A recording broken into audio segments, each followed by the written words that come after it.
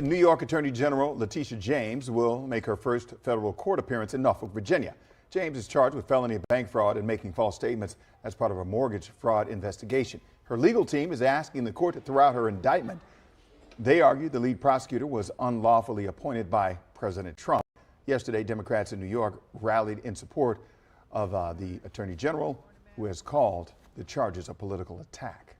We are all here tonight proudly standing up and saying, we stand with Tish James. Tish James is being attacked because she had the audacity to hold Donald Trump to the same laws that each and every New Yorker should be held to. James is said to be arraigned in Norfolk at 11 a.m. Stay with WSA 9 for any updates. All right. Oh boy. Is she did show up apparently, and she did plead it out apparently. And said not guilty and filed to have Trump's prosecutor removed. What's bad though is she may get some traction. There's more. Like the most important thing that I heard from Fallon Gallagher, based on her being inside the courtroom, is that this judge, Jamal Walker, has decided that he is going to grant a request by James's attorneys to have her motion, essentially to disqualify Lindsay Halligan on the grounds that she was not lawfully appointed, consolidated with that of Jim Comey, who also brought a similar motion. And what is particularly striking is that the judges in each of their cases are not going to hear those motions. They're going to be referred to a federal appeals court, and specifically to the chief judge of the Fourth Circuit of the U.S. Court of Appeals, for assignment to someone outside the Eastern District of Virginia. And that's because the Eastern District of Virginia judges not only see people from the U.S. Attorney's Office day in and day out in the criminal and civil dockets that they... All right, so I'm not thrilled that... I don't know. I guess it could go either way, because if they're allowing them to hear it together, I think we'd all agree Letitia James's case is much stronger than Comey's case in terms of the indictment. So maybe by slamming them together, the greater weight of James's will help carry it forth. I don't know. I don't even mind them removing Halligan. I think she's an amateur anyway. I think they're doing us a favor. Perhaps she's never tried a case in court. But then who's going to try it if everybody else does? Somebody below her who is actually capable of doing it, who's not a beautiful blonde. I'm sorry. Well, Trump does like his blondes out. Right. No, I know. But I'm saying that's the least of these moves that they're going to make that has any effect to me. I mean, she's toast. There's nothing this fat fuck can do. She can go and find friendly judges. Obviously, Comey's got a much better case. You're right. But James does not. That's why she's going through these procedural things. Yeah, you know who apparently is really screwed? Who? Brennan. Oh, even Brennan's MSNBC is coming out saying, "Oh no, there's a lot here." You know what happened with his case, right? I don't know what happened with his case. Okay, this guy, while he was working with Trump, he was taking notes in his meetings, right? You're talking about Bolton or Brennan? I'm sorry, Bolton. I'm sorry, Bolton. Yeah, okay. That I do know. Yeah. I do know that. My mistake. No, it's okay. I hope Brennan. I think Brennan's might be more like Comey's, unfortunately. Yeah. But Bolton. Yeah, Bolton was taking notes and sending them to his wife and his editor for his book in real time, right? That, and he was doing it on clear channels, but it gets better. Iran hacked Bolton's accounts, and we had hacked Iran's accounts. That's a beautiful story. So what happened? The reason why they didn't press charges against Bolton before is because we didn't want to alert Iran that we had hacked their accounts. That makes sense. And now they're saying, you know what? Well, we got enough information. Probably. Thank you. We did some bombs, and thank you. We don't care anymore. Right. So, right. Thanks for stopping by, Iran. Exactly. So no, but they don't care about Bolton because they perceive Bolton to be one of the right's allies as a fanatical right-wing maniac. So Bolton, they don't care about. This That's true. battle with Tish James is going to be a battle to the death. She's fat. She's black. She's from New York. She's a crook. This thing, they have to fight this to the death. That's why Mandami's out there. They cannot let this go on because there's a domino effect. If she goes down, Chicago chick goes down, Fox can be indicted, Karen Bass can be indicted. It doesn't end. Yeah. It's a domino effect. That's why they're going to fight to the death for Letitia James. That's true. It is kind of funny how race plays such a role in this and everything. Because they were talking about Halpern and crew was on with Megyn Kelly. I saw a clip about it. And Jay Jones is like bringing down everybody on the ticket in Virginia. And I'm very thankful for the guy. It's like, yeah, great. Good to see a scumbag like you that's going to pull the entire ticket and give hope for the Republicans. Turns out that I guess there's a special prosecutor, second one stepping down, but they are now looking into the charges. Remember I told you how he was using his own PAC to serve his community service time?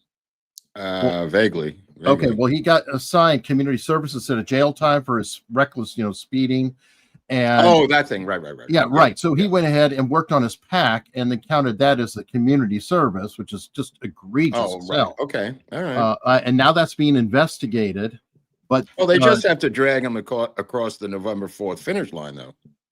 Right, but right now the gravity is dragging it down big time. And Turntime admitted that while Northam was in office and got caught wearing either blackface or KKK robe, he couldn't remember which. I don't know if you remember that scandal. Yeah. They actually, the same people who will not tell Jones to get out, said that he should resign, and that was as a sitting governor. But what difference? The difference is the left has done. If you look at Trudeau doing blackface and all these things started with the left because they felt comfortable with their black friends doing this. There's tons of footage of Billy Crystal in blackface, tons of footage of Robin Williams in blackface, Jimmy Kimmel in blackface. These are not conservatives. What happened was after they were ostracized and stopped doing it, and of course, and as is typical of the liberal circles, they then castigated anyone afterwards. It reminds me of the day that Obama backed gay marriage. The day before he was opposed to it. The next day he was for it. And every single Obama acolyte had to change their political opinion literally in 24 hours. And nobody found that to be unusual. Nobody delayed a month. Nobody delayed a year. It was literally one of the craziest political switches, not for him. I mean, he was allowed to make his change, but how every single person the next day said, I am pro-gay marriage now. Yep, fall right into line. Well, I mean, it's just staggeringly Soviet. I mean, I never forgot that. The next day, how they all dominoed up and fell in line with their leader. Was that a part of what started your change? I know you flipped completely when Trump came in, but you had to have cracks in the armor on, supporting the Democrats. Well, I never thought they were cracks. I just had differences of opinion, for political reasons within that framework. There were things that I was opposed to from day one. I didn't go around with banners, promoting it, but, I saw how they did Proposition 8 in LA, having the black community is the one that came out and destroyed Proposition 8 in favor of gay marriage because they were conservative socially. They were from the church. They were from the Baptist church. And it was a dirty little secret in California that it was undermined by black women in South Central.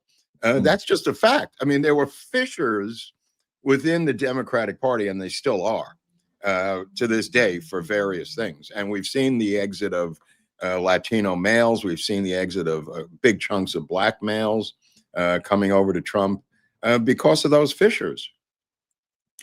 That's true. You know what in fact does upset the Democrats right now and the left? Trump's new ballroom. Yeah, what's the deal with this thing? I don't. To me, this is we have nothing left. We are now going to go level 10 on anything at all because we can't find anything. This is my opinion of this thing. Renovating this thing as just a renovation. And, you know, Trump was saying people are having to have state dinners in a tent with muddy grass. And I'm putting in this beautiful ballroom. It's fine. My take is that they are so desperate for any issue that they're taking this thing and moving it to 10 on the Richter scale, not because it's of any meaning. It's because they don't have anything, Eric. I can agree with that. What I find very interesting is they have been crying about it. I mean, really, just people so upset and infuriated because he's destroying history. And somebody called into Halpern and them and talked about how, you know, when people would go in and they change things without it, that's a sign of force and whatever. And something popped in my head. I was like, how many of you were upset about heritage when they were tearing down statues? None. Bet you were okay with those.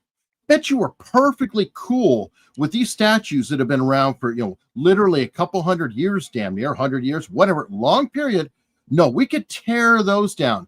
But you're so upset that Trump is going in. He's not tearing down anything. He's building a ballroom, for Christ's sakes.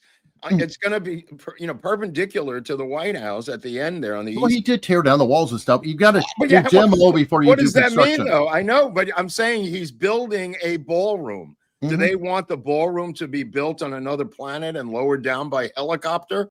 I mean, it's insane. They are desperate for a cause. They have nothing. It's one of the, I am overjoyed that they're going crazy over this thing. What are they going to do when they have the grand opening? Are they going to remember or show these highlights of them going berserk when they have the state dinner with 1,500 people in this elegant ballroom? What are they going to say then? He destroyed the White House and secretly rebuilt it when we weren't looking? It's another insane, desperate policy latch on for some sort of emotional upheaval that they're having. And it's a perfect trap, too, because none of it is taxpayer money. Right. It's coming out of lawsuits and donations directly to it. So they can't complain about that. It's like, also, it won't even happen. It might be done just towards the end of his presidency. Right. Yeah. At best, but it's probably going to be the J.D. Vance ballroom or whoever's there. Whoever it is, it doesn't matter. There was plenty of construction during Obama's time. There were people building. I mean, who gives a shit? These people are fucking desperate, bro. What's more important is what's happening around the country in real politics than this thing. No, I agree, but it is still an amusing thing. Oh, absolutely, absolutely. I mean, now the big story. And I don't really follow a ton of sports, but NBA right now is pulling a lot of distraction away from your World Series. Well, knock yourself out. I don't care. I don't care who watches my World Series, as long as I'm watching my World Series. I see. No, it doesn't matter. I mean, I don't, you know, I'm so inside the game that I don't really care about that stuff. But this is fascinating. I'm going to tell you why, because I have the indictment here. I've been studying the indictment today. This is the indictment against all these people. I just want to tell you who these people are, because there's some people on here that you may find of interest. Obviously, and for those of us who don't follow sports, give us a reason why they're important. I'm going to give you why. I'm going to give you the reason why they're important. Okay. So, and this could go back to Johnny Roselli at the Friars Club in Los Angeles, when they put in secret mirrors with cameras through a hole to see the card players' hands. And this was involved with politics, because it was Johnny Roselli, but it was also the lawyer for Sirhan, who had been cited in the Roselli case for stealing the prosecution's documents off his desk. This guy will later become the attorney for Sirhan. So keep this in mind. A lot of these betting scandals and sports scandals have deeper digs than normally appear on the surface. Okay. Chauncey Billups and Saul Becker and a lot of these guys are NBA players and stars. So there's two different aspects to this scandal. There is the faked, phony, rigged electronic poker games that were being run by star players, and LeBron still has one in his house today. LeBron James, the biggest of the stars, he had a friend or associate feeding the mob information about his health, when he was not going to play, when he was going to play. Okay, there's two different aspects to this. There were players, actual players in the NBA who were diving, taking nosedives in games, telling the mob when they were going to leave a game to bet on the under. And let me explain this because it's a little complicated. One of the most, and people who are football fans probably know this, there's an over-under bet. And the under is the points under the final score, the total points. And if you Spread, take out right? What's that? It's called the spread, right? No, not the spread. It's the over-under. Okay. That's what I'm trying to say. The over-under on a game is like, let's say the over-under for a Packer Giant game is 44-20, and the game goes to 48 to 20. So that would be over the predicted score. If it goes under, there's people who bet the underscore. What these black stars were doing was tanking and getting out of the game to ensure the under for the bets for the mob. Okay, the coaches were now involved in phony poker games, as were the players. Now, these poker games are so electronically rigged, Eric, as almost to be at the AI level and technology that you would appreciate. These involved seeing the cards through specially lit translucent tables and wearing special contact lenses in your eyes to see the cards that had invisible barcodes that were being read and deciphered off-site. So and then cards. What's that? They were old-fashioned marked cards with no, not old-fashioned at all. Old-fashioned, but marking the cards is an old-fashioned thing, but using new tech to do it. Right, but this is so much way past that, because the special poker tables were designed to read the cards from underneath the tables, Eric. The tables themselves were part of the rigging.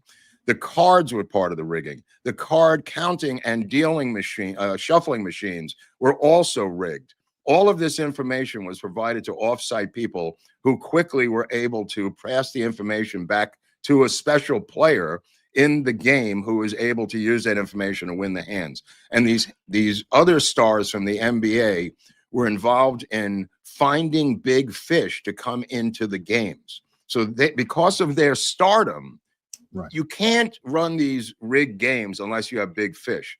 You have to have deep pockets, otherwise it's not worth it. So these stars use their star power from the NBA to lure in big fish to be robbed. And that was part of the scandal. Now, the FBI is all over this. So you've got the game shaving, where the game itself is being undermined. And then you've got this side poker thing, but it involves all the same people. Okay, so let me get into the people, because here's where it becomes important. And I'll give you some of their names, which you'll find very funny. Matthew Giardino, also known as Matty the Wrestler, is involved. These are all Gambino people out of New York. Okay. Eric Ernest, also known as the Spook. Tony Goodson, known as Black Tony. Thomas Gilardo, known as Juice. Shane Hennon, known as Sugar. Osman Hadi, known as Albanian Bruce. I don't know how he got in there. There are some people that are even, okay, Damon Jones, D. Jones, John Mazzola, who is a cousin of a friend of mine, Jeff Mazzola, who I've worked on films with, who's the prop guy for Woody Allen. We always knew he was mob connected, and now it's official, right? Angelo Ruggiero Jr., Anthony Schneiderman, Doc, Black Rob. And here's where it gets interesting, because at the end of the list is a chick named Sophia Wee. Now, Sophia Wee is one of the Chinese masterminds of this thing. And all roads in this scandal lead back to communist China. That's the part you're not going to hear anywhere else. And that's the part I'm predicting is going to come out as the weeks go on. Zen Hu is involved, known as Jonathan Chan. This is Pookie on the right. She lived in Queens. She was one of the ringleaders. The technology is so past the technology of Brooklyn Tony, who was indicted, and these other thugs, that it's to be laughable. This technology for this card scam came out of China. She is the front, as is Zen Yu and Horatio Yu and Kenny Han. These are the masterminds behind this. They have a special relationship, Communist China, with the NBA. That's where I'm going, and that's why this is important. Communist China owns the NBA financially. They took that connection and they went into this area because they could. The technology of the poker game is way beyond anything the mob could ever come up with. I don't know if he's going to talk about it here, but we could play a little clip. To announce a historic arrest across a wide-sweeping criminal enterprise that envelops both the NBA and La Casa Nostra. The men and women up here standing with me represent a small portion of the leadership team that brought profound justice in an era that needed it more than any. I'll just highlight some of the details in the case and the FBI work, and then you'll hear from the others. But as you now know, individuals such as Chauncey Billups, Damon Jones, and Terry Rozier were taken into custody today, former, current NBA players and coaches. What you don't know is that this is an illegal gambling operation and sports rigging operation that spanned the course of years. Yeah. The FBI led a coordinated takedown across 11 states to arrest over 30 individuals today responsible for this case, which is very much ongoing. I don't know, but I watched Michael Francis talking about this earlier today. I thought, he's a pretty good source talking about it. He talked about the fish, as he put it, and the basketball players as well. Yeah. Yeah. But they were kind of like honey traps, but just celebrity traps in a sense. They brought him into the game. He was talking about that this affected 4 of the 5 families of Cosa Nostra. That's he said, ironically, he said, ironically, not his family, the Colombo family. And he goes, I don't know if they've gotten better or they're missing a good opportunity. Well, I think they missed a good opportunity here because this has been going on for years. And I predict all roads will lead to Communist China. These X-ray table machines and the technology involved in this comes out of Communist China. This is way beyond anything that a mobster could come up with. You could see some of the samples here, how they were able to read the cards. But it's also the transmission of the evidence. It's the contact lenses. The technology is just way beyond the mob, Eric. This is really intellectual technology. And a huge sting that apparently their informant had over 30,000 calls monitor or between them. Now this all starts with their legalized gambling in the NBA and legalized sports betting and the ads that are on the games as you're watching the games. They assured the American public that this would not alter the game. Well, 3 years ago, a ref was arrested for throwing games, and now this has happened. And they're the contact lenses that you could see the cards. I mean, it's just the technology is breathtaking. This is not a one-off. This is something that they have worked on for years and years and years to get this into place. And what you really need is the big fish to be brought in by the people at the top who are the stars. The coach of the Portland Trail Blazers, who was released today, is a Hall of Famer. These are huge names in the NBA. Not that I trust the NBA at all. I think it's a completely discredited sports organization. It is the wokest of the 3 sports, the 3 major sports, baseball, football, and basketball. It is something that has gone off the rails. These players run the league itself. It is weekly run. And I'm not surprised. He talked about this too, that this is old school, as he put it, like back in his time, this Terry Rozier guy or whatever. He said, he discussed the refs. He goes, around Christmas time, the referees would, Christmas time, or God forbid their son would need a surgery or whatever it is. And they would say to her cousin, hey, place a bet on the spread, blah, blah, blah, blah, blah. Yeah. And then that referee would, call a couple extra fouls or a few extra fouls on Kobe Bryant. And, then he would sit down and then maybe not call fouls on the other team. And it's just enough to tweak this over. The situation in this scandal does not involve the referees. This particular scandal involves the players. And players leaving games early, players giving their secret medical information to mob cutouts, x-rays of players, knowing who is going to play, who is going to get out. all influences the over/under. By the way, that is, I thought about it afterwards, and I thought how genius it was to bet the over/under because it is so controllable. If a certain player, I'm just spitballing this, a certain player averages 50 points a game or 35 points a game, and you know he's leaving in the first. Man, you just picked up 30 points. You know, I mean, you could pick up 20 points just by having a guy with a 30-point average leave the game in the first quarter, Eric. It's just a mathematical certainty. Well, especially because I think that it's such a high-scoring game. There's so much movement going on. High or low. I mean, as you're betting the under, by having the guy with the incredible scoring average leave the game, they could still win the game. But it's going to be a low-scoring game in that particular game. It's going to be 92 to 89 or whatever it is. And the over/under might be 107. And right, but I'm saying that, I think it's easier when you have such high-scoring game and the margins are small. Like in baseball, a 1-0 game is not unheard, or soccer even. It's like those games are like 1-0 or whatever. The over/under part. The over/under doesn't care if it's high-scoring or low-scoring. You're still going to get a number that's generated by Vegas as to the number that's the cutoff of over/under.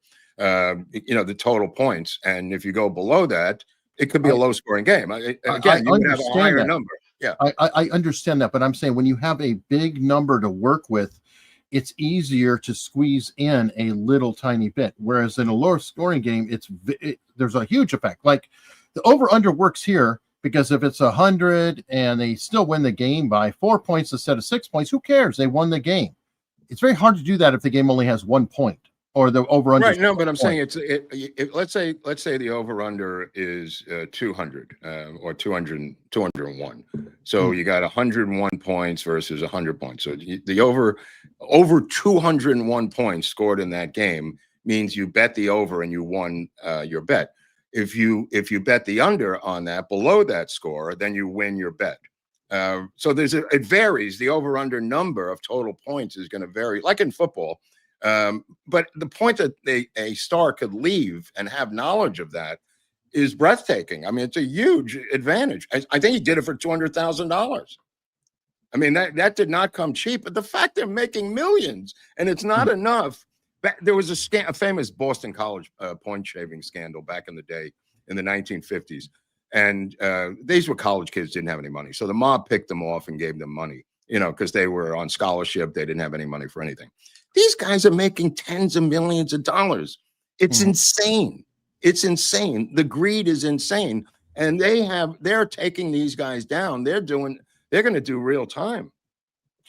Well, I don't know if this is this particular case, but what Francis described, and I can see it, is they deliberately target the players, and some of the poker scandals is to actually entrap them. Yeah, they could have gambling problems. And then now they've got a huge load of debt, and he even said he will run them out for a while. He'll say, no, don't collect it yet. Let's get him $200,000. That's why you can't allow legalized betting in sports. Dude, everyone has known this since day one, simply because what you just described. All you do is let them float all their debts, let them gamble. Now you own the guy. Now you get into this stuff. The NBA sold this league down the river, and they did it for communist China because communist China and Chinese and that group loves freaking gambling. This is coming at some point. I think the FBI is going to point to communist China. We'll get back to the story when that happens. It could be, and it's interesting on that end of it. What I find curious is, I guess, Stephen A. Smith, and God, why is Stephen A. Smith suddenly in the news all the time? I have no idea. I really don't get it. I don't get who he is, what he is. I don't get him. I don't understand who he's fighting for, or what his take is on things. He's just some bloviating ESPN guy. Yeah, and he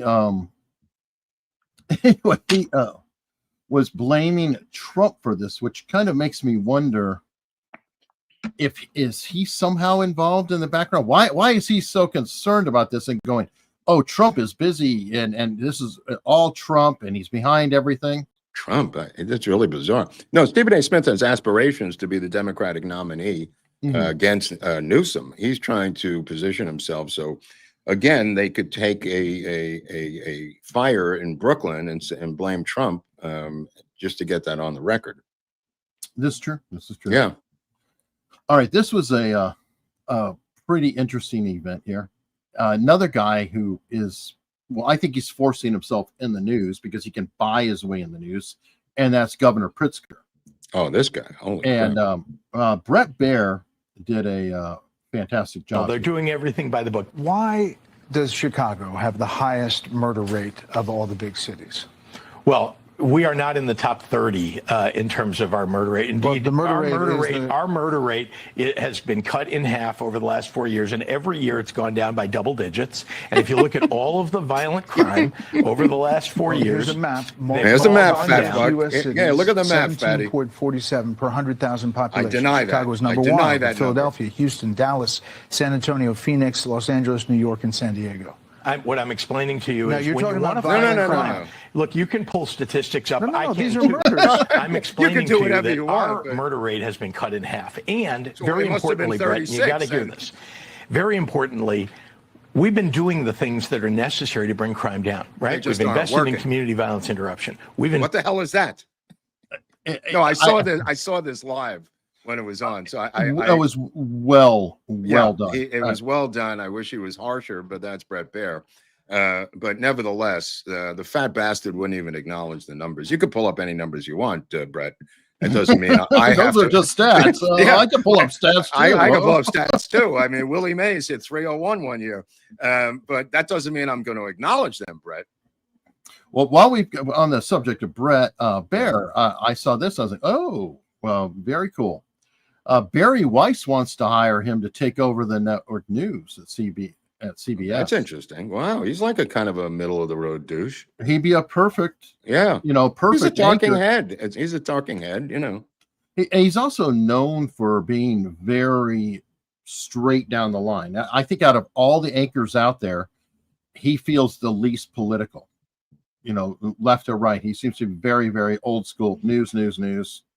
No, trying to be the Walter Cronkite path or whatever. Yeah, I mean, he's not going to be editing his own news, so who cares who the talking head is? He's not going to be running it, so he's just reading a teleprompter, right? Okay.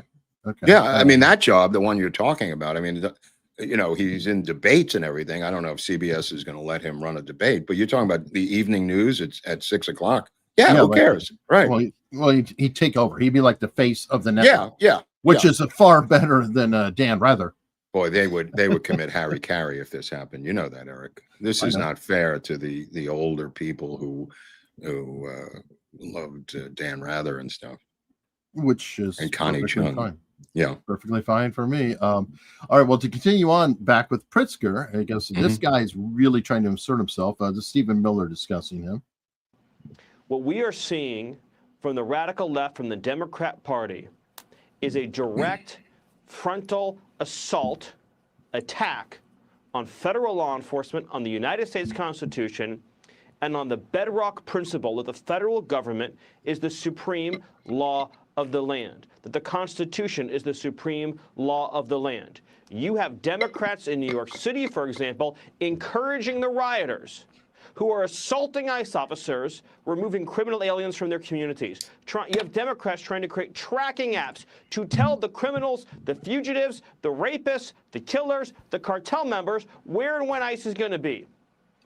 You have Governor Pritzker trying to get ICE out of his city to protect illegal alien monsters who are committing crimes against children, against women, instead of protecting American citizens. This is a party that has embraced full-scale insurrection against the laws of the United States. Yeah, I agree.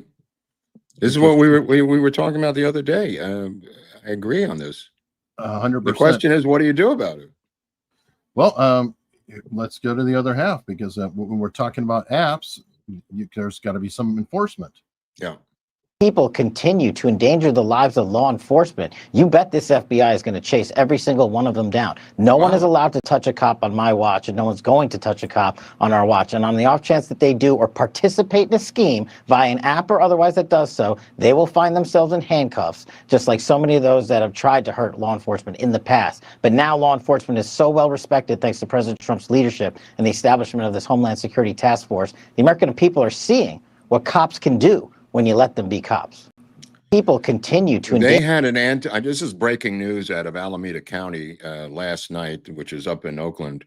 They have a Coast Guard island there, which the U.S. Coast Guard runs, and it's a federal base, military base. And they had ICE protests outside of this base all week, protesting against ICE. And late last night, a gigantic U-Haul truck smashed through the gates of the, here it is. This is the U-Haul truck.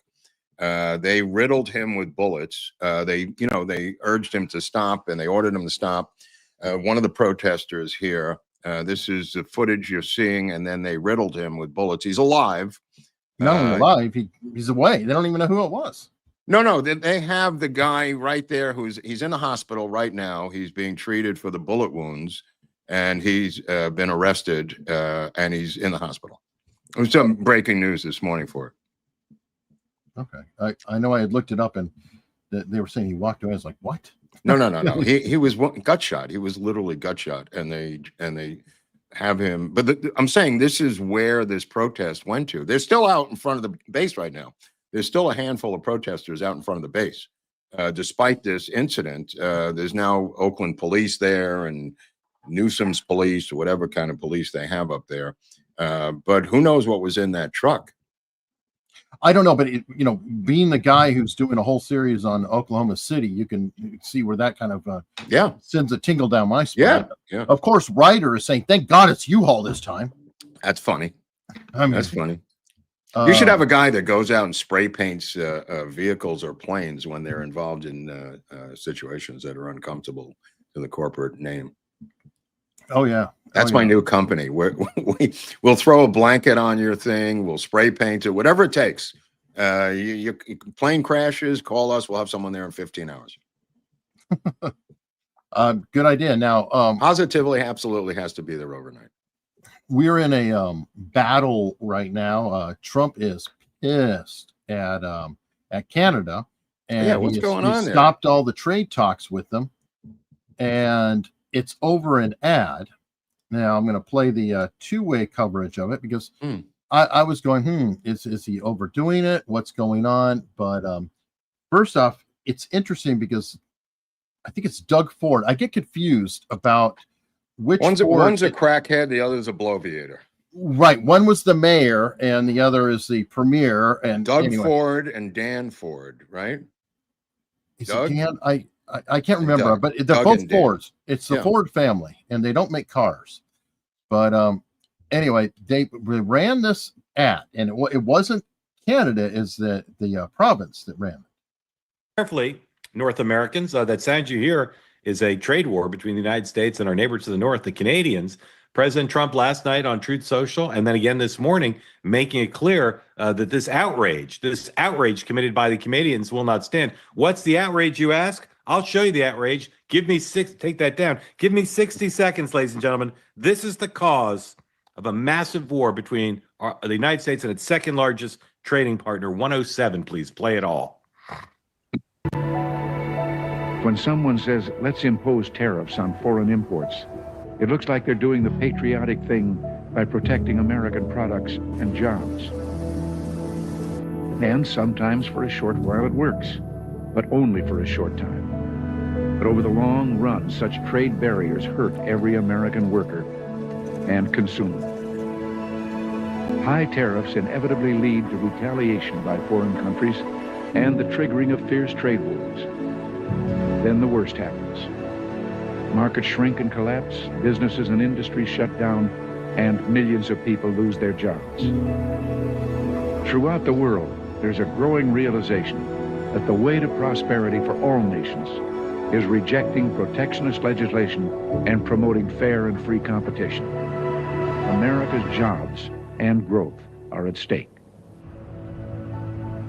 Okay, so that is the ad that they ran. That's Reagan's voice, and somebody pointed out it's Doug and Rob. Thank you very much. Oh, Doug and Rob, yeah. Okay, this is why there's a problem with what they did, and it's pretty sick. Apparently, the Reagan library or group, somebody tied with Reagan, got a hold of Trump, and they said they're taking Reagan's words and they're playing games with it. Oh no! Here is what actually.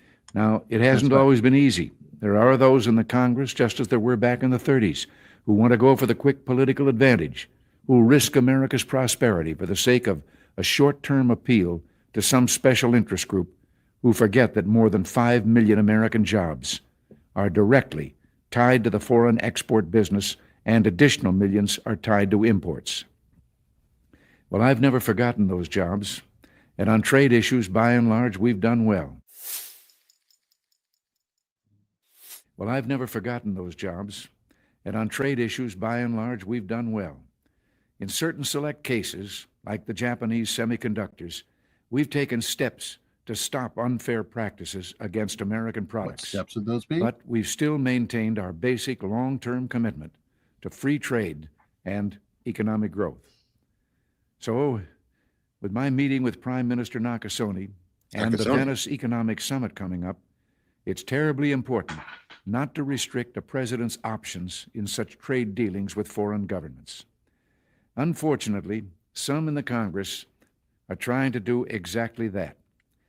I'll keep you informed on this dangerous legislation because it's just another form of protectionism, and I may need your help to stop it. Remember, America's jobs and growth are at stake. Until next week, thanks for listening, and God bless you. Thank you.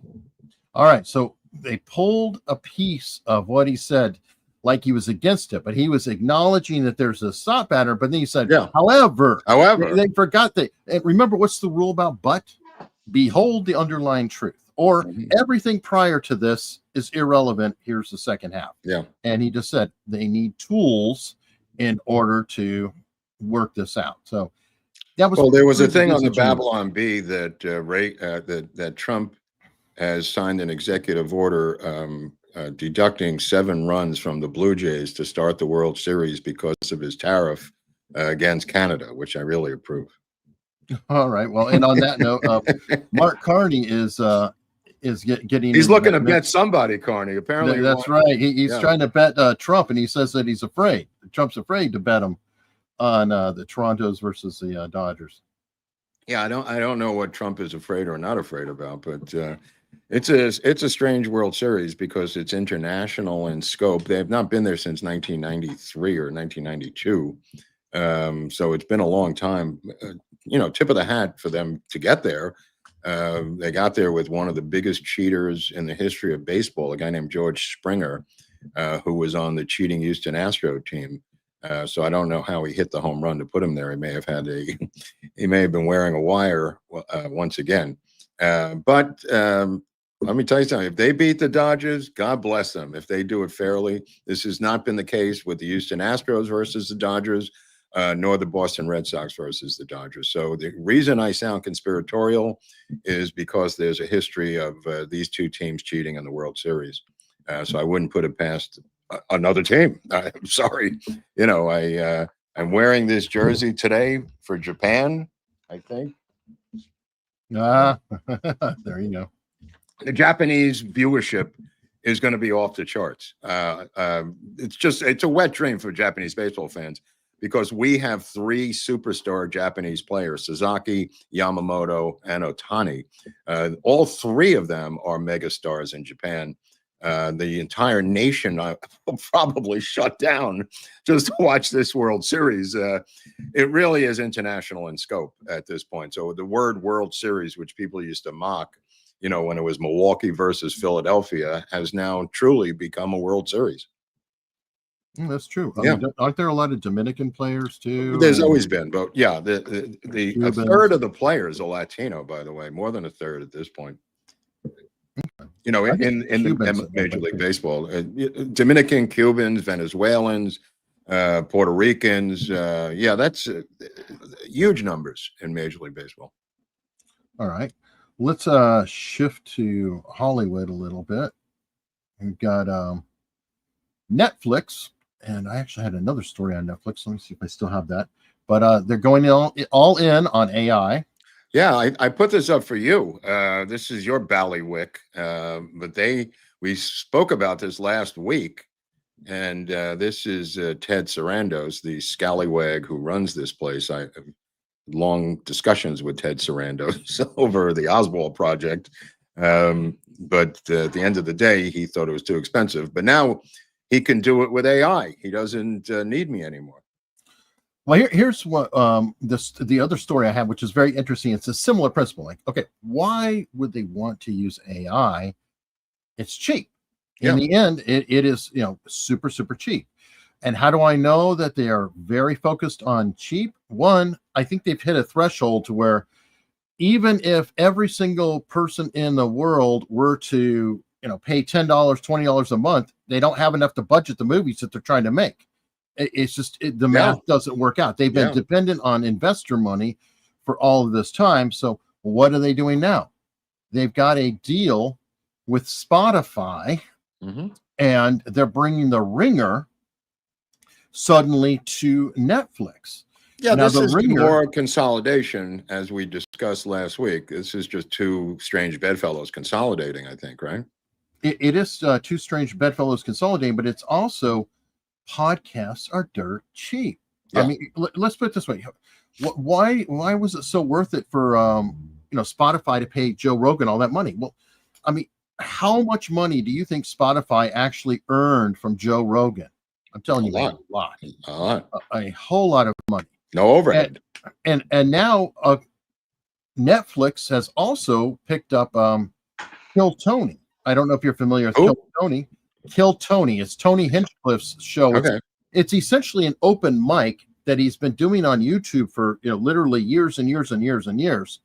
And now that's on Netflix. So it's weird seeing this, because for the longest time, as an example, YouTube wanted to become Netflix because Netflix is a cooler thing, higher brow, whatever.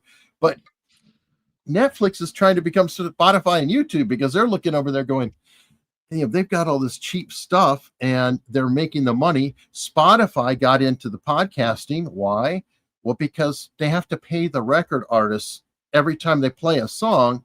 They have to pay a piece. But podcasts, they're free, man. You get there, and then you could run your own ads on other people's work because you're just putting out as a podcast player. So it makes sense. You're right. It makes a lot of sense.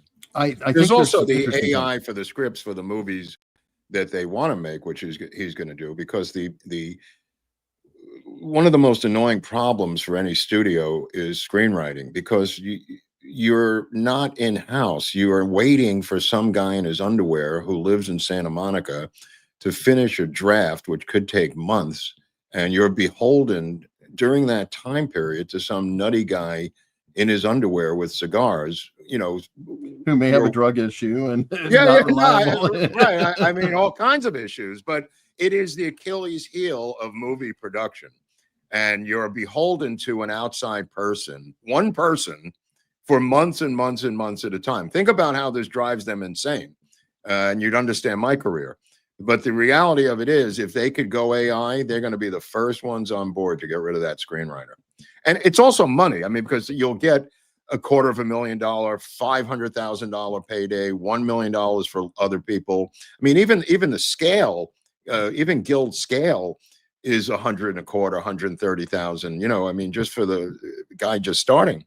But first of all, it's super expensive, and it's totally time consuming, Eric. No, I agree. And we're in such a state now, though. I think even if you're hiring people, they're probably using AI quietly.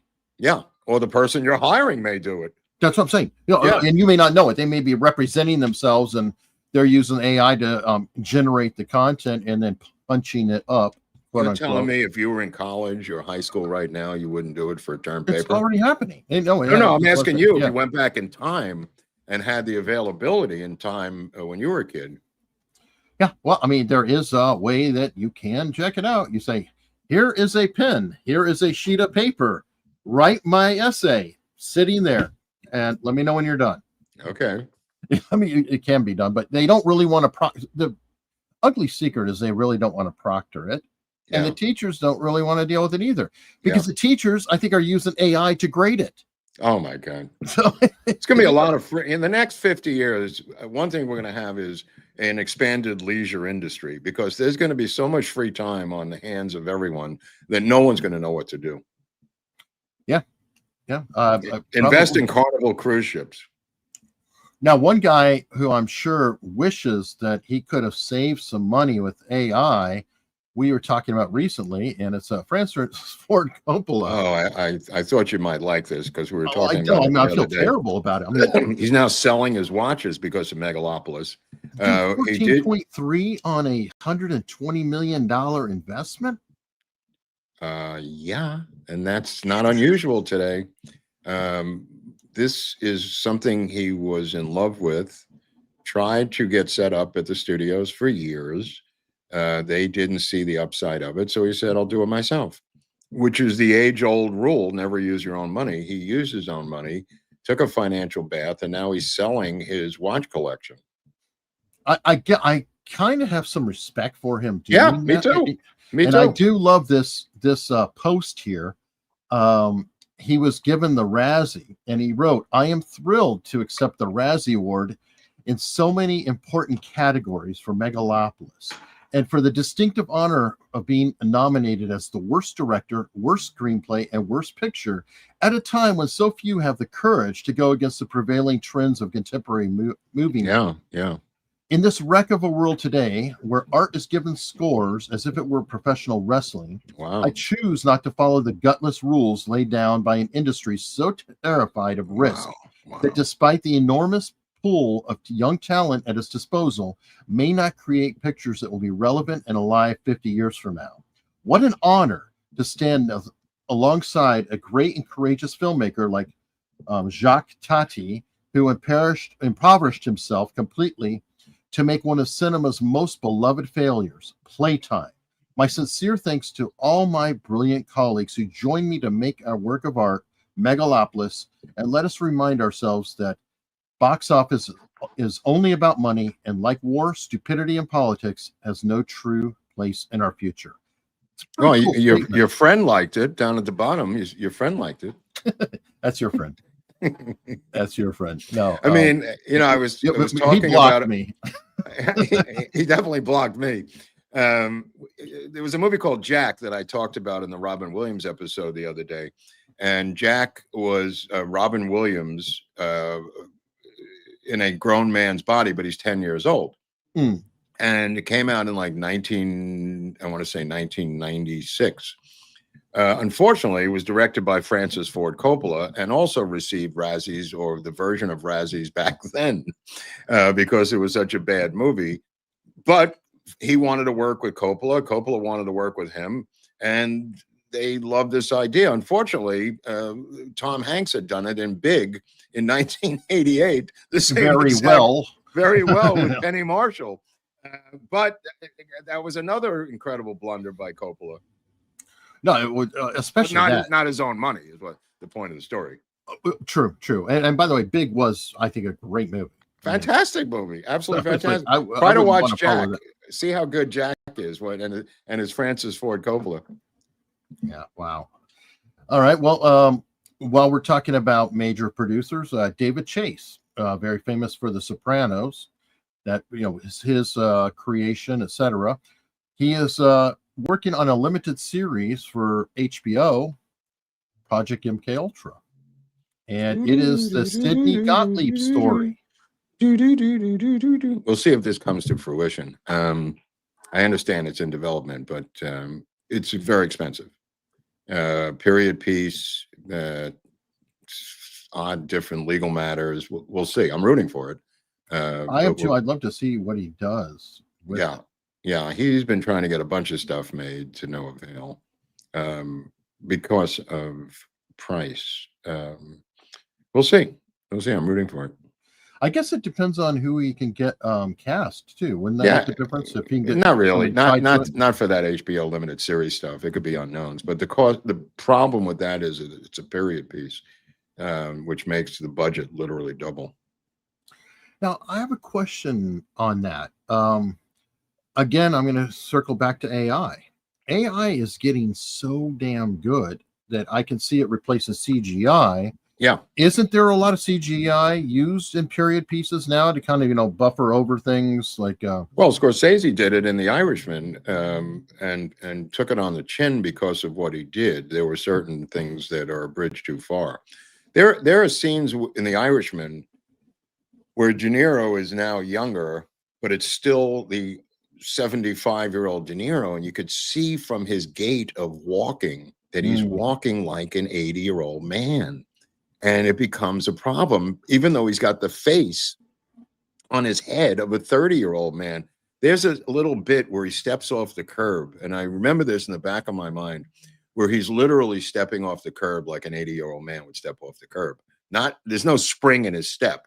So there's limits to it, Eric. You know what I mean? In terms okay, of, well, yeah, that's like changing a person too. I mean, what I'm saying is that it is possible that you have him, walking by a car and then just changing the car into that period or whatever. Like you could put. It's all possible, except that in a unionized shop like HBO, the props people and the unions are not going to go along with it. They're going to fight it to the death. I mean, there are props the people who own antique cars, that group is going to go berserk. I mean, it's all doable. Everything you said is doable. Okay. Whether a union shop like HBO is going to do it, I'm highly doubtful, but it is doable. Well, and I mean, haven't you talked about how they had, I think you told me this, how they had to use CGI to dirty up cars because the collectors always would have them too pristine on the set, and they're like, the car wouldn't be that neat. Yeah, so you get this shiny reflection because when you're not shooting, which is 90% of the time, all these guys are literally polishing their cars. And then when you see a period piece, and people, now that I'm saying it, think about period pieces you've seen where the cars are so insanely shiny that it's crazy. So some directors, don't like that and they want to muddy it up, rightfully so. And not only that, just as a little inside baseball, I mean, think about the cars that are out in the street today. They're not all 2025 models. No, but you'll see period pieces that are 1949, and every single car on the nose is 1949, and nobody thinks about that. They just go, "Hey, the piece is 1949. I got a 1949 Pontiac. Let's go." It's amazing how a lot of these things don't register for directors or art directors. Yeah, no, nor do they give a shit. Nor do they give a shit. But think about how many 20-year-old cars are in your neighborhood today that are from 2020 or 20. You know what I mean? 2005. Well, and I think it was worse with the period pieces than now because honestly, the cars look so similar year over year over year that it's not as noticeable. If you said every car built in 2018 in a movie and called it modern, we wouldn't think about it that much. No, I know. Because they're so similar. But in the 80s, there was a distinct difference between the 70s and the 60s. You need a 20-year range of cars. You really do. You got to split it up. If you were a real art director and you needed 100 cars, I would break it down by 5-year increments. Give me 5, 5, 5, 5, and 5. That's what I would do if I was the art director. I would just say break it up. But they don't do that. They'll just say the piece is 1990. Let's have 100 cars, and they're all 1990. Right, and it's easy to research because you can just go to Getty and go look at pictures taken at that time. You don't even have to do the research because the car guys come to you and they have all the cars. They just go, I have 100 cars, show cars, and the show cars are really weird because the doors don't sound right. And you say, "Thank you, Jay Leno." Thank you, Jay Leno, or thank you, Jerry Seinfeld. There you go. But I just want to get into this thing before I forget. I've been reading the Soviet KGB files on Oswald, and I haven't gotten that deep into it, but I did want to bring updates. I will have read it by the time, we get to Dallas, obviously, but I just wanted to give people some updates on this thing because there are some interesting finds in there for me. And one of the interesting finds I'm going to read you right now and explain it as best I can because there's other stuff in there. I'll just read what is in this thing that I highlighted. It says the latter confirmed that the KGB and GRU had no connections with Lee Harvey Oswald. They're referring to Mexico City. Preserved was correspondence with Lee Harvey, conducted through ordinary mail and most likely already known to U.S. authorities. The only strangeness, Eric, was caused by Oswald's last letter to the Soviet embassy dated November 9th, 1963, but which ended up in the hands of Soviet diplomats only by November 18th. That's because it was opened all the way along the train. The message was typed, not handwritten, like all of Oswald's other letters, and contained a number of atypical moments.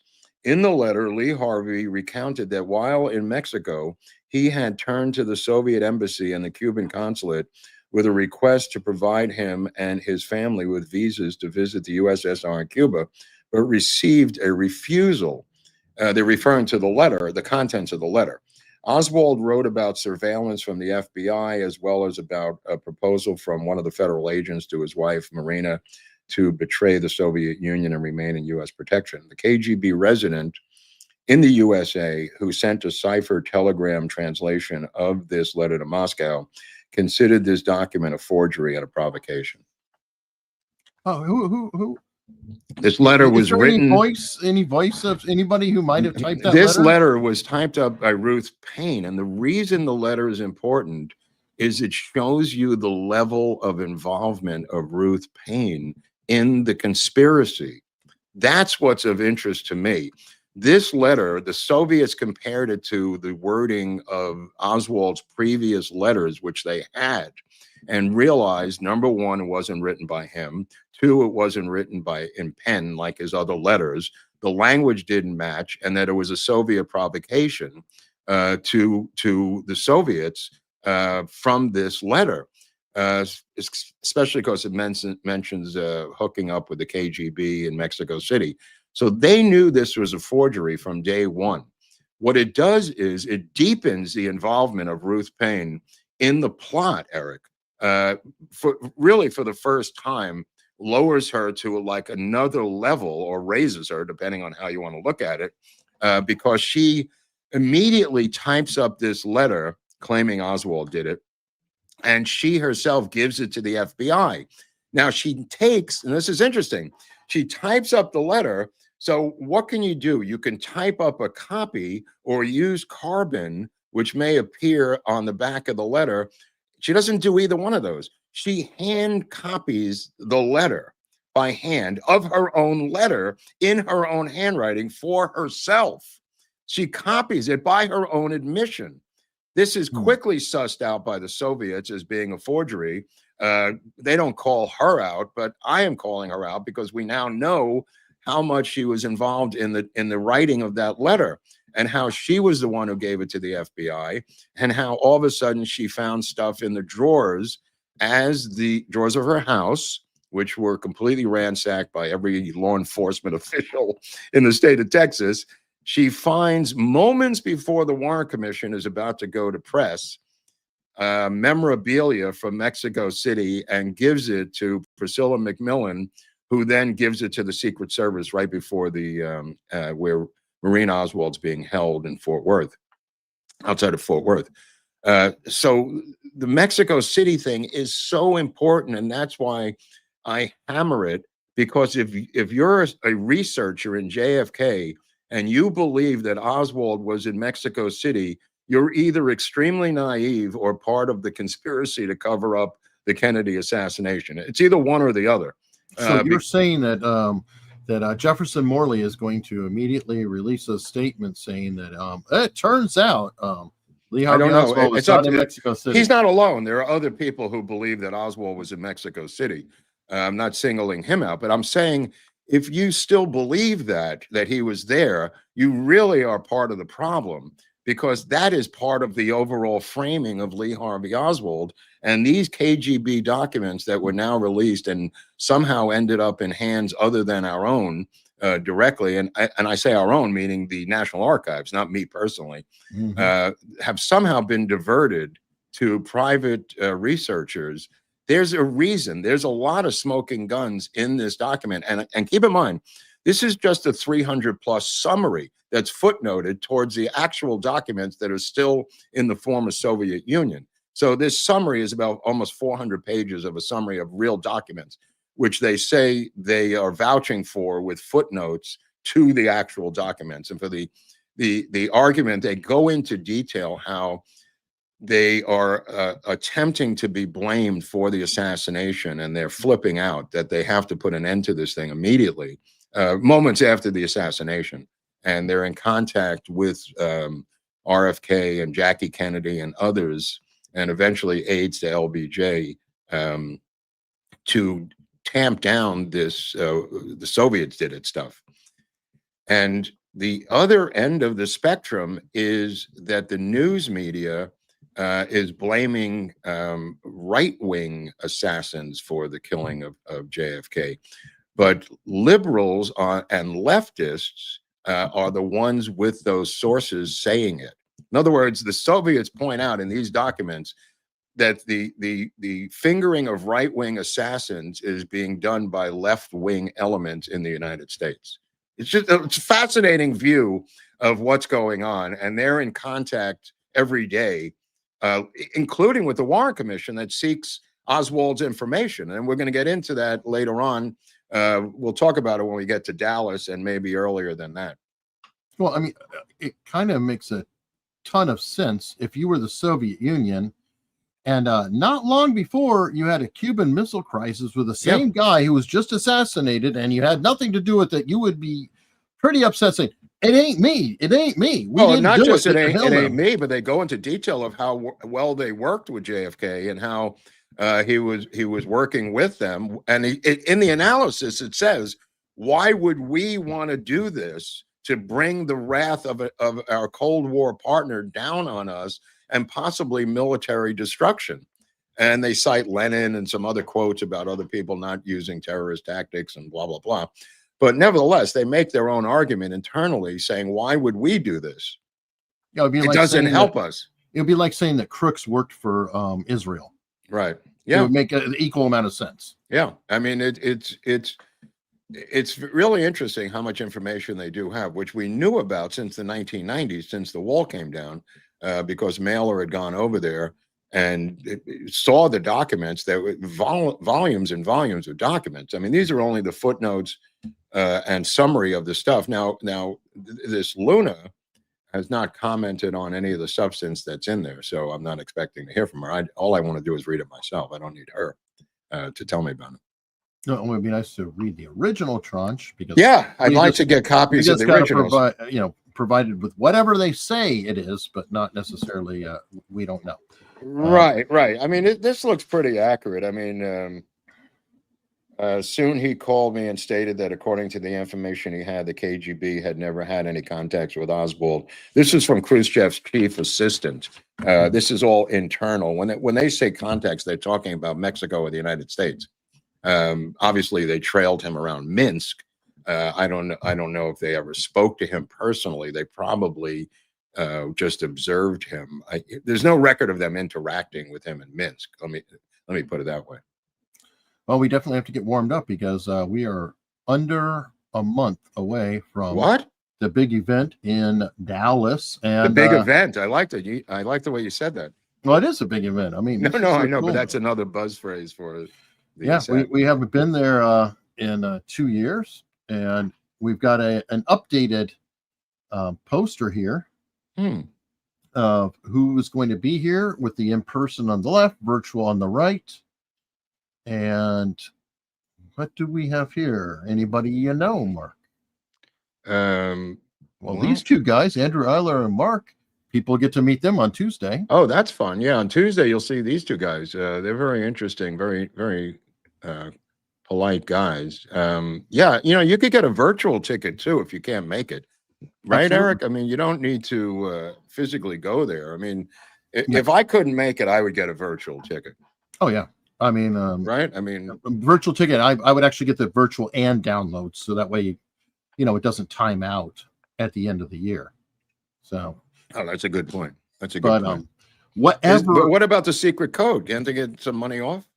Well, exactly. Whatever ticket you want to get, in person, virtual, anything else, use Untold 10, as you can see on the screen there. The word Untold, the number 10. And if you're sitting on the couch because you're watching this on the TV, and we actually do have a lot of people who watch this show on televisions, it is number 1 or 2. Some episodes, more people watch on television than any other device. Wow. Some it's the phone, but it's 1 and 2 wow, with that. wow. You could use your phone if you're watching on the television. You can point it at the screen and the bottom right. Boom, it'll pop you up to the location. Or you can just go into the description on any other device, and wherever you are watching it, again, you can click on there, get the ticket. Just remember to use the code Untold10. Well, it's really important to save the money, and it gives us credit, so everybody benefits. Here's a statement. Rumors circulated about upcoming resignations in the United States president's cabinet. This is Johnson's cabinet. They were hearing these rumors. This is from Dobrynin, who is the ambassador, the Soviet ambassador. Dobrynin, analyzing various news, reported to Moscow that in all these rumors, there is a certain element of exaggeration and speculation. Quote, Johnson will not be in a particular hurry with mass firings so as not to cause broad dissatisfaction in the Democratic Party itself, especially on the eve of elections. I never thought about this in a million years because everyone was attempting to leave the administration. And by leaving that administration, think of the level that your place is in Democratic Party politics. If you're in the cabinet of JFK, this is the creme de la creme. So that's why LBJ went around saying you can't leave. And most of them wanted to leave. And some of them eventually did later leave. But this is the reason the Soviets figured out as to why there won't. In other words, they knew the players, the Soviets, and they were wondering, are we going to have to meet new guys? And Dobrynin correctly analyzes it, saying, no, he's not going to get rid of these people. And he didn't. He begged them to stay. No, continuity. I mean, when you get a shakeup like that, continuity is so important. Could you imagine, like, let's say he was actually even on the up and up. Your boss just died, and you lose the whole cabinet. I mean, you're completely out of sorts. I mean, what I'm saying is he's correctly citing Democratic Party itself. So they're going inside the Democratic Party and saying also on the eve of elections, which is pretty hip on the part of the Soviets. I mean, that's pretty inside baseball. And then later he says Thompson, who was one of the aides to LBJ, Thompson was forced to ask that the Soviet press, in its turn, stop focusing attention on the role of extreme right-wing circles in Kennedy's assassination. So it started from the Soviets, and it's a propaganda attempt to deflect from their being provoked. And that went into leftist political circles in the United States because they got their marching orders. And that's where the right-wing stuff came from the Soviets, picked up by American leftists, intellectuals on the left. Fascinating inside baseball. Well, I mean, it could be argued that the intellectuals on the left were pretty sympathetic to the Soviet Union. Yeah, anyway. That's why I'm arguing. That's what I'm saying. So, yeah. I mean, absolutely. Of course, they're going to say it's the Birchers. You'll be right at the John Birch Society immediately. The point is that the Soviets were doing that. That's the origin of the Bircher story. That's the origin of the all of the right-wing did it story came from the Soviets. Yeah, the trickling down to American leftist intellectuals. Fascinating, absolutely fascinating. Okay, they were good at their job. I mean, spreading. Well, they were doing it because they were being cited as the assassins. They quickly figured out what they were doing with Oswald. They knew he wasn't in the embassy with them in Mexico City because they were there. Oh yeah, no. Don't they have cameras? Of course they have cameras. They know who was there. They probably know who was called in, and they probably have bugged all the phones there. I mean, of course. Can you imagine? I mean, Mexico City was probably like Casablanca or something. At the time. That's what people called it. You're not wrong. They referred to it as Casablanca. So they did refer to it because of how much skullduggery was going on. Wow. All right, let me go through some super chats here because I got direct support here. Bill M is saying, "Boo Dodgers," although I'm sure they'll win. Wow, that's harsh. What do you got against us? We didn't do anything to you. All right. Ken Martin, the entire ballroom blitz. Kent is better for them than talking about the shutdown. Okay. Yeah. That could be true too, Ken. That's right. Yeah, well, I mean, the shutdown's going to end in a couple of weeks or a week, right, Eric? It has gone on longer than I expected, and it's they're starting to feel it now. But even the two-way said it would be after the all no Kings rally, right? But they're shocked too that it's still going on. And I mean, literally, we've got a state of emergency now in Virginia. Youngkin declared it because essentially the SNAP benefits are going away. I thought it was kind of cool. Apparently, a very rich person sent a check for like $132 million to Trump to pay the military. That was cool.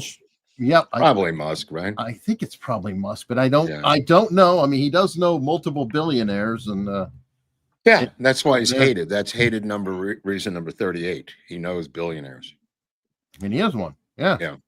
But they love Pritzker. Yeah, and they love Reid Hoffman and Soros. They love their billionaires. Exactly. So it's like there's good billionaires, there's bad billionaires. It's sort of like, we were talking earlier about race, right? They love the black vote, but they hate Clarence Thomas. It's just insane. They're just deranged. For us to analyze people who are schizophrenically insane is really a waste of time, because you could, at the end of the story, what do we say at the end of every debate or every discussion? They're fucking nuts. And yet we go into the weeds discussing, did you hear what they said about and did about this or that or this or that? And at the end you go, they're just fucking insane. But they're here. Yeah. And we have to deal with it. Yeah. So Daniel Friedrichs has been a member for 11 months, almost a year. Thank you. Gilbert Arenas allegedly snitched on everyone. Who is that again? Is that a player? Gilbert Arenas? I forget who that is. I don't know. Maybe a basketball player? No. That's what I'm wondering, is maybe it's an athlete. Pamela Clifton. Hey, Pamela. Happy Friday, guys. Pamela, by the way, shared a link to the RFK movie that Sean and Oliver Stone put out. Somebody on Rumble, on their Rumble channel. He's a basketball player. Yeah. Okay. Yeah. Anyway, a Rumble channel, I forgot the guy's name, had Sean and Oliver Stone on and did an interview, and then they played the whole movie. So wow. It's out there. It's on Rumble. Is that legal to? Well, if you have the filmmakers, the filmmakers are there in the interview, and they let it. What's the contract with Angel Studios? I mean, that's I can't answer that. They paid for a window. To be honest with you, every time I go on there, they want you to join up for the whole year. Angel Studios, which I may or may not do. I have to look at the library, but I assume they paid for some sort of exclusivity for X amount of time. I can't answer that. I can tell you that it is available to watch on Rumble with them there, talking about it ahead of time. I think it's like starts 38 minutes in or so, and it's runs a couple hours. If people want to see it, especially our locals folks, I put the link on locals, and thank you, Pamela, for sharing it. I think she tweeted it out as well. Stephen Greco. Question, Mark, is it true Vice Admiral Berkeley was the only one at both JFK autopsies? That is true. That is true. Not true. No, I think it might have been referring to Parkland. There's only one autopsy. That you mean the official autopsy? I don't know. I guess. What did he actually see? I know he never testified to Warren Commission. His daughter declined to sign to open her dad's lawyer files too. Yeah, it's a complicated story, but you're on to most of it. Berkeley will stay on to become LBJ's doctor because he keeps his enemies and people, conspirators, near him. The doctors who were military in the autopsy, there were 2 or 3 admirals who were in there. They reported directly to LBJ because there was no Secretary of the Navy and there was no vice president. The chain of command went from Berkeley and the additional admirals to LBJ at that time. And Berkeley signed the death certificate, and rumor was, as he got older and more alcoholic, he would reach out to JFK investigators and said, I'm going to tell you the whole story, and then renege on the promise. And then after his death, his own daughter said she would open up his files to JFK investigators, and then she was contacted and reneged on her own promise to do it. So there were attempts by Berkeley himself to reach out. Multiple attempts have been documented that he was going to cooperate with JFK investigators, and then his daughter a couple of times did the same thing and then got scared. Wow. Yeah. You know, I didn't realize that's so crazy to consider that LBJ had no vice president. Right. And no secretary of the Navy. The chain of command goes right from those admirals to LBJ. And nobody knows that except me. And now everybody does. Well, and it's just crazy to consider that the Speaker of the House, potentially if something happened to LBJ, would have been the president. That was second. Right, but we do know that. I was just talking about a military naval autopsy at Bethesda, why it led directly to LBJ. And the guys running it were these three admirals.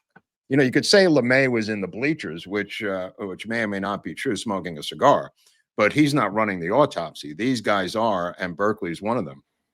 And they report directly. Yeah, to LBJ. Yeah. And then he did not let them retire. Wow. They stayed on until he called it a day. All right, Anthony Madison. Stephen agrees with me. Trump's fault. Stephen Miller? Smith. Smith. Oh, Stephen Smith. Because remember, this is the theme with Anthony Madison out of Australia. Yeah, it's Trump's fault. Everything is Trump's fault. Well, he's aligned with Stephen A. Smith now. All right, Dr. Evil 814 F Canada. Yeah, I mean, what can you say? I mean, they're hockey players up there, and they're foreigners with sticks, basically. Well, they were talking about that this dust up on two-way, and they're right. They were like, this was Doug Ford's bit, not Carney.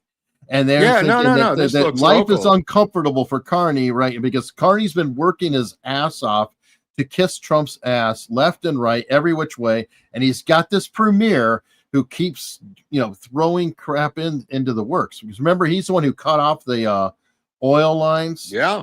So he keeps, he's like trying to be he's like Gavin Newsom, only with more power, because it's like he has the ability to screw the pooch a little bit in Canada.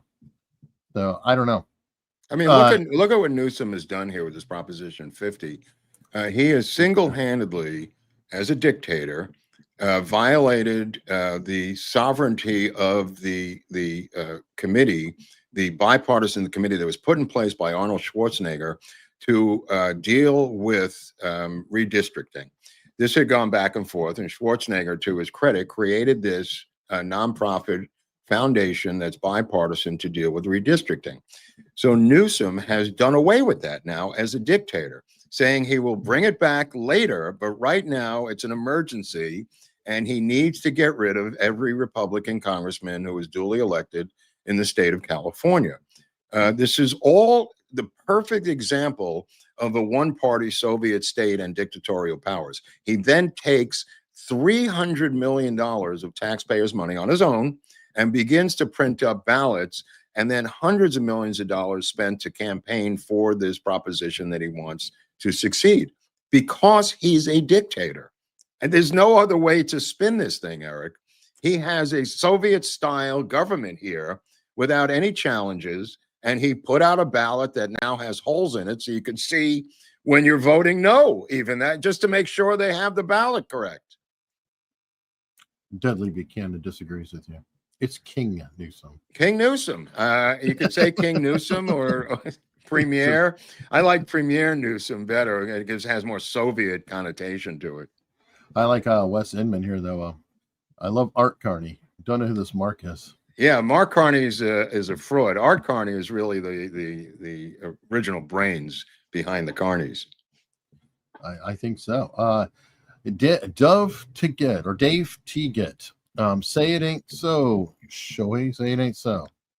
Well, it is so, and we're going to see what happens in Game 4, which the TV scales are going to go off the Richters because he's going to be pitching at Dodger Stadium in Game 4 and then leading off like he did in the previous game against Milwaukee. So this Game 4 is going to be really the big game of the series. All right, K-Dog. Do you feel the Dems are gaining ground for midterms or digging a hole they can't get out of? Well, first of all, each race is individual. I mean, the midterms are midterms all over the country in various races. So this whole generic midterms thing, I never really bought into it. They're individual races that happen at the same time, obviously, but I don't think there is a trend that covers them. You know, maybe under Clinton.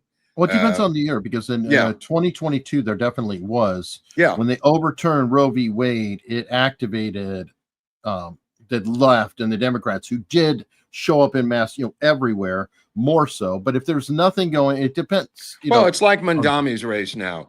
This is an off-year election in New York City with nothing on the ballot of importance, hence the low turnout, hence the brilliance of Mondami. You're going to forget about who was running. If anybody, my mother was running, you'd have the turnout being like 18%. And that's why these guys were able to take power. If Mondami had run with the midterms, there would be more people voting. If Mondami had run in a presidential election year, Zohran Mamdani's opponent. True. There would be far more voters, but he's not. And that's why your attempts to blame it on the Jews not only fall flat, but to blame it on anyone falls flat because of an off-year election. Right. Well, Mondami does have a constituency, according to this ad, and we should, address that or look at it. Zohran Mamdani's opponents want you to believe he's an inexperienced radical whose policies will make New York City more dangerous. But what do his actual supporters think? Mamdani isn't crazy. He's just trying to even the playing field. Give everyone a fair shot. Sure, he said multiple times we need to defund the police, but that was just a metaphor. And yes, he did say crime is a social construct. But that was also a metaphor. His main backer, the Democratic Socialists' ideas are common sense, such as decriminalizing misdemeanors, like shoplifting. Yeah. Third-degree assault, trespassing, prostitution,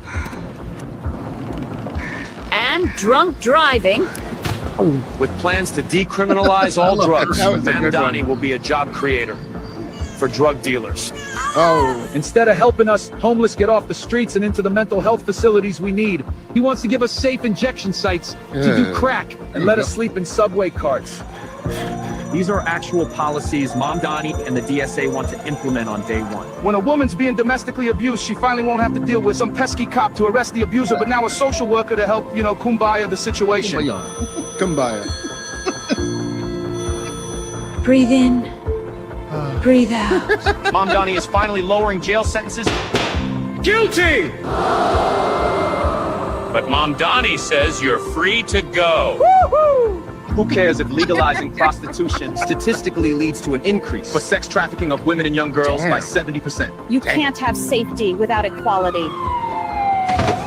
For unlawful abiding citizens like us, globalize the intifada. I'm a criminal. I'm a criminal. I'm a criminal. I'm a criminal. Yep. I'm a criminal. For Zohran. For Zohran Mamdani.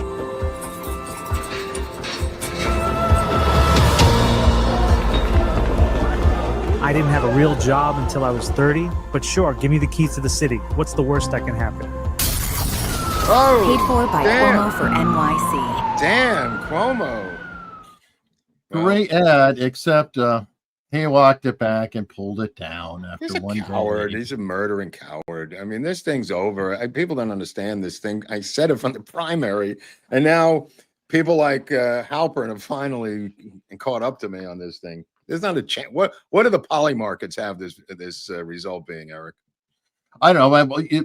To be fair, Sean Spicer's been saying now for weeks that Mom Donnie needs to measure the curtains, and of course, it's ridiculous.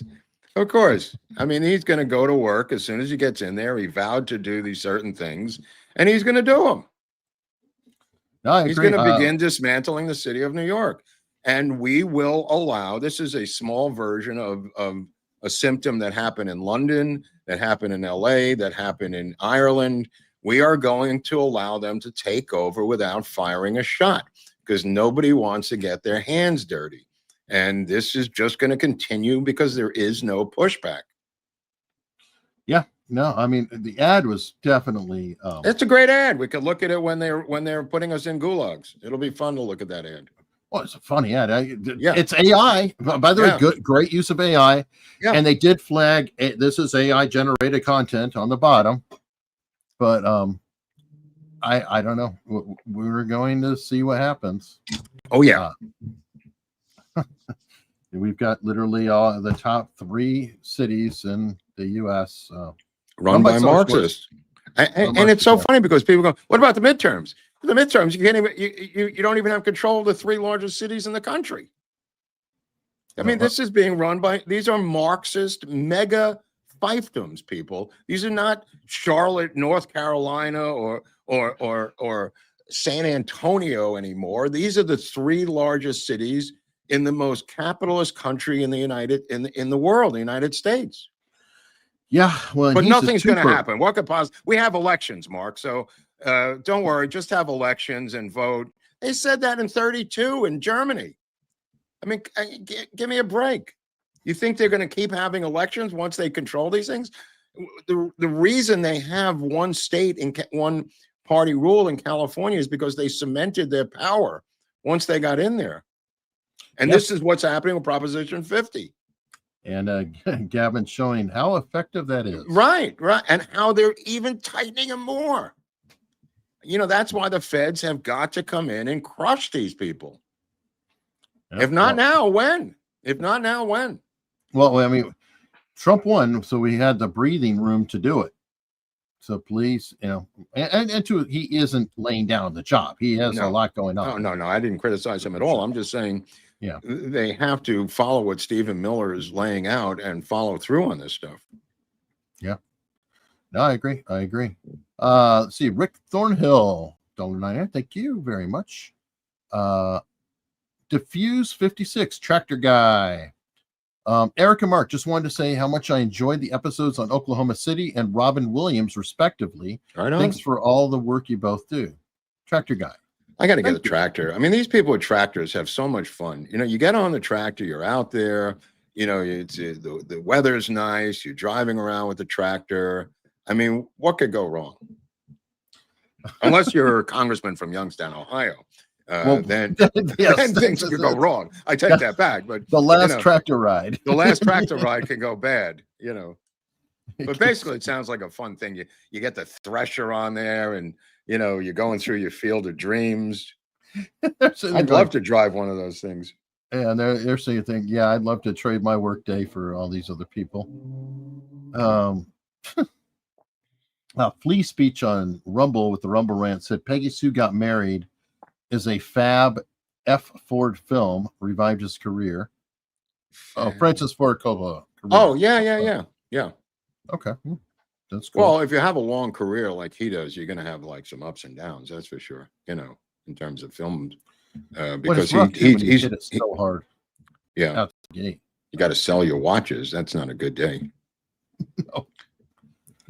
Christopher Ebden gifted 10 America's Untold Stories memberships, which we deeply appreciate. Thank you very much for spreading it out. Diffuse. Looking forward to the virtual trip. That's right. Well, sure. You're not taking your tractor down there, are you? You're going to do it virtually. Well, he might be on his tractor watching it virtually, Mark. Okay. He could do both, right? Pew Pew. Any travels on the horizon? Be careful over in Islamistan. Yes, I will. Which is Islamistan? Oh, to you about London. Yes, yeah. I'm going to England tomorrow. Things from England with Scott Muni, WNEW FM on Fridays, Scott Muni at WNEW-FM would play things from England, rock music. And this is being a Friday, I was just thinking about that. Okay, cool. If people remember Scott Muni, had a deep, growling voice, Scott Muni, WNEW-FM, things from England. Of course, right now in England and in Norway at Pew Pew, it's tomorrow. It's Saturday. Right. But yeah. Well, we have a friend, Al Gonzalez, over in Ireland, and says they are rioting around the clock against the police and trying to put down any sort of nationalism they could possibly come up with. Dude, I'm glad that Ireland. Only some of my trip is in London. A lot of it is in southern England and Dorchester, which is supposed to be very nice. So anyway, but yeah, hopefully I get to see remnants of what England was. John Springer, thank you very much. $50 coming in hot. No relation to George Springer, huh? No, this is our Pulitzer Prize winning John Springer. Well, he'd have to say if he's related to George Springer. Okay, well, I will leave it to him. Question: is the supposed motive for Oswald killing JFK to impress the Soviets and or Cubans to let him go back to Russia without his wife and baby? Thin gruel, no? Yeah, it is pretty thin, and that is what they were saying. That was why David Atlee Phillips created the framing of Lee Harvey Oswald. It also would be the precursor to invading for the second time, or a second Bay of Pigs, to go into Cuba, and also to push back on the Soviets, saying you killed our president through your acolyte, Lee Harvey Oswald, and we know you did that, and we may or may not destroy you. But yes, that was part of the plan. Amazing. John, thank you. Thank you very much. That is super generous. And by the way, all of these super chats are generous, whether it's $1, $50. I mean, we do appreciate it. We appreciate, I mean, just the chat, comments, and most of all, if you could share. And I do want to take just a minute and talk about something, because I've come to discover there's some AI tools available now where I can communicate with YouTube Studio. That's the tool we use to see stats and things that are going on. And I can confirm that the channel is definitely being suppressed. What? And let me explain how I know this for sure. In YouTube, there are two main stats that they're looking for to show you're doing a good job. Those are, hey, when people see the thumbnail, do they click on it? That's a big one, right? I mean, if they see it and they get it, it's kind of like a magazine rack. Do they pick it up and go read it, bookstore, whatever? Mm-hmm. That's a big sign. But even more importantly, if you do click on it, if people do click on it, do they actually watch it? And do they watch it for a long time? So these are click-through rate and view duration. If you have those two numbers and those numbers are higher, then that tells YouTube that, hey, people are finding this content, and when they do find it, they like it. They watch it for a long time. In the last 28 days, our average view duration is up 5%. So people who are clicking are actually watching longer.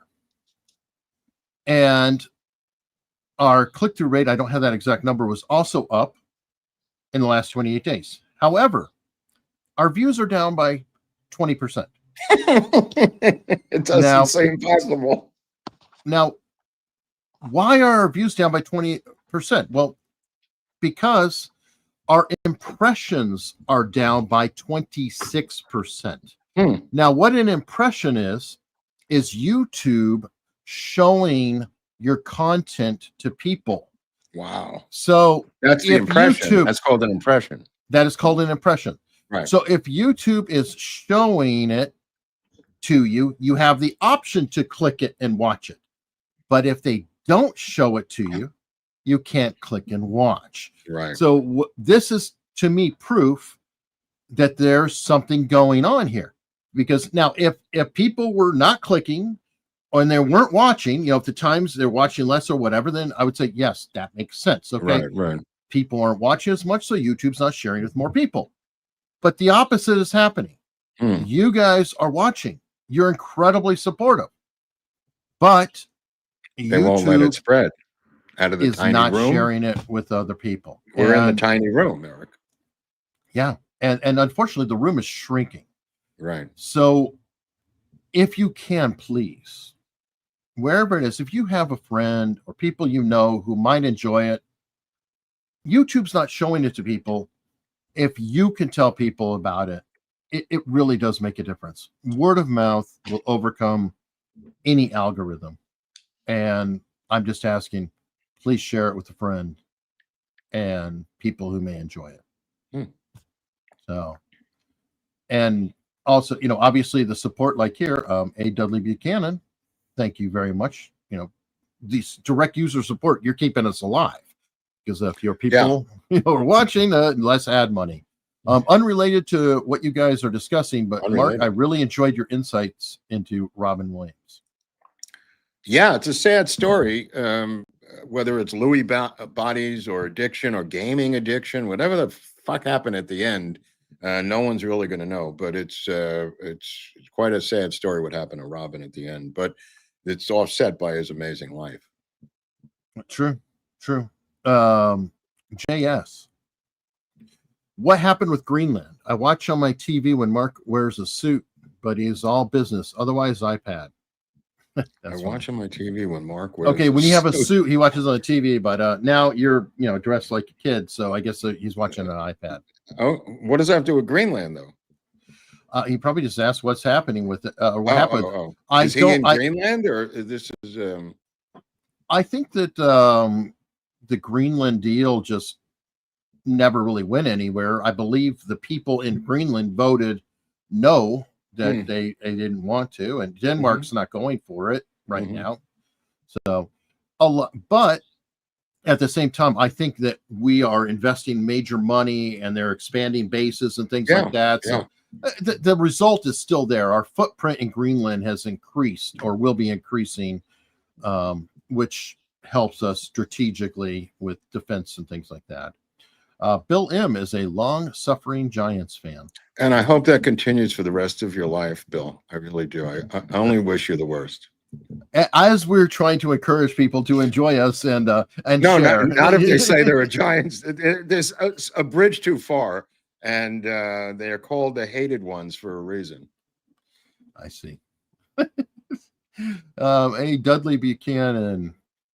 The Portland Police Department is compromised. They are Antifa sympathetic. Well, sympathetic might be the wrong word. They've been infiltrated. Maybe employees. I mean, there's people on the inside of the police department. Stephen Greco, make sure to subscribe and like. Yes, please do. It helps.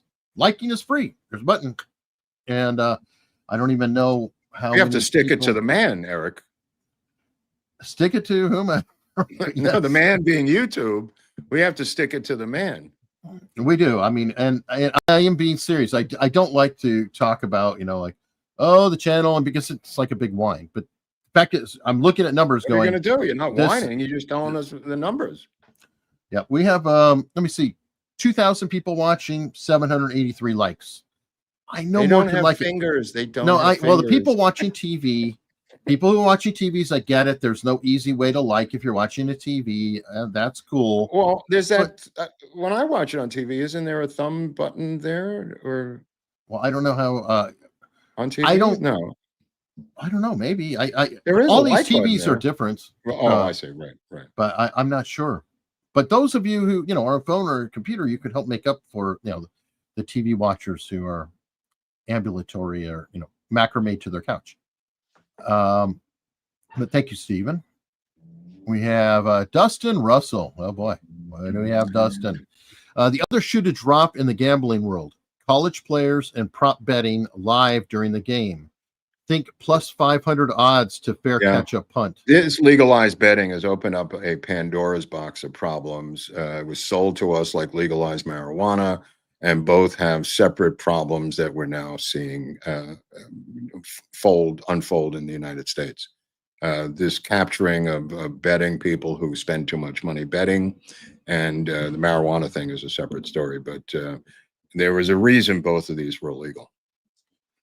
Yeah, Francis said that is especially predominant with, he said, athletes. He goes, athletes are easy. Yeah. He said they have a competitive nature. Yeah. And they like to gamble because of that competitive nature, and you trap them, and then you dirty secret in LA, LeBron hosts a card game in his apartment and his house every week. Wow. Private card party in his house every week. Yeah, Dr. Evil, go get him, bro. Go get him. Get up there. Get him, Dr. Evil. So, but one other place that you can help us, support us, anything else, you can watch for free. If you don't like ads, there's no ads there. We put it up, available to everybody, and that's on Locals. And that is, when we get rid of when we get finished with this LBJ audio drama in the next couple of weeks, we're going to have a new prize for new members who are willing to join, which is great. We're coming into November. I think we're going to do something for November. Yeah. Especially coming into the anniversary. Yep. And we're getting in the holiday season. So. Well, Mark is getting geared up. I'm getting geared up. I got the glove out. I got the old McGregor. It's given to me in 1980 by a rep from McGregor. It's still holding up. I'm just showing you the infielder's glove. And Hunley's getting ready to pack because he's going to go to a foreign country. Yep. But before that, we're going to go over to Locals, and I assume that's right. Talk to them for a while secretly about stuff we can't discuss on YouTube. Absolutely. And but of course, you can always go there yourselves for free. Don't do it, bro. Don't do it. You're watching it on TV, or you're on a tractor outside. All right. And I see you, Scott Benbow. Do like me, answer polls on your phone, watch on the TV. Oh, wait, we got people. All of a sudden now we've got people who are coming in with super chats. Let me grab. Oh, go ahead. Go ahead. Yeah, no, acknowledge that's them. great. Up to you. Of course, I'm going to acknowledge them, Mark. Scott Bimbo, do like me and answer phone polls on the phone. Okay.